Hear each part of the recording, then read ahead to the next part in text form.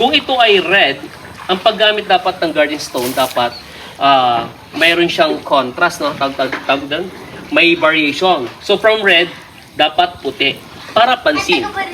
And this one, ito yung medyo puti, dapat lalagyan naman natin ng parang orange or gold.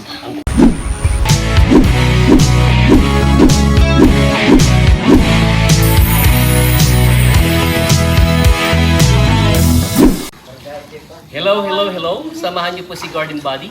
Ito po yung lumalabas na kanilang parang bar area. Okay, hindi pa po tapos. Itong part na yan, dinesign ko na lang din kasi isisting na po ito, no? Parang nagdagdag na lang ako ng addition na pwedeng ayusin dito o baguhin. Ginawa pong stage. Okay? So ito po yung isang landscape ko dito, itong part na yan. Dito ako nag-umpisa, dito na lang ako magtatapos later. Ayan. Sige. Tignan nyo po ito, ha. This is combination of rectangular parallelepiped. So, ibig sabihin, ang pinaka-mouth nito, bibig, pati yung base niya ay square na parehas ang area. Ito lang, mas mataas, compared dito na mas mababa. So, from triangulares na green and white, tapos susundan natin dito na pikara, na something red. Take note. Tapos dito sa baba, makikita po ninyo, kung ito ay red, ang paggamit dapat ng garden stone, dapat mayroon siyang contrast, no? Tawag doon, may variation. So from red, dapat puti, para pansin. And this one, ito yung medyo puti, dapat lalagyan naman natin ng parang orange or gold ang kulay. Then here, gumamit ako ng snake plant ng whale pin. Ito po yung ginamit ko yan. Then, ito, meron tatlo kasi ditong maki. So, meron kasing linya doon, kinonsider ko yan. So, 1, 2, 3, and 4. Ayan. Then, doon ka na ko. Yung part na ito, parang pares. Tapos, dito rin sa dulo. Tignan po ninyo, ha. Parang dito sa corner na ito, sinadya ko po talaga yan.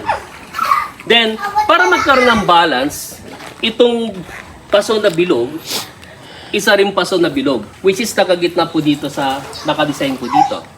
Ito yung pinaka-center, para maiba naman, nag-consider na lang ako ng kawa with concrete stand.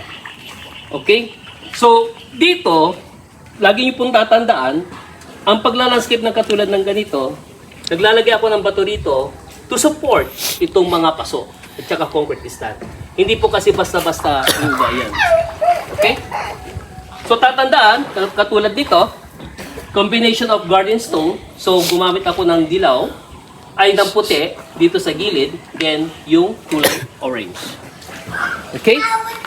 Then ito, pakita ko lang sa inyo, simpleng approach lang, maki which is green. Bandang huli kasi, kung ito ay mako-cover, tataas lang po ito. Kasi yan po yung stage. Kung ito ay green, dapat something red naman dun sa ilalim. So gamit yung ikara. Ayan. So lastly, ito po kasi yung nakadesign na paakyat. Kaya bandang huli, kung balance ng demand, proportion, itong part na ito yung magwe-welcome.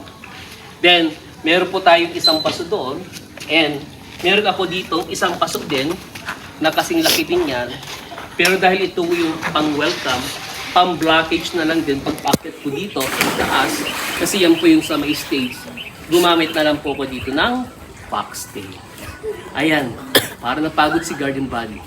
Sa mga hindi pa po nakapag-subscribe, marami pa po akong tips sa landscaping. Kaya subscribe na rin po kayo. Gaylord, your Garden Buddy. Bye-bye.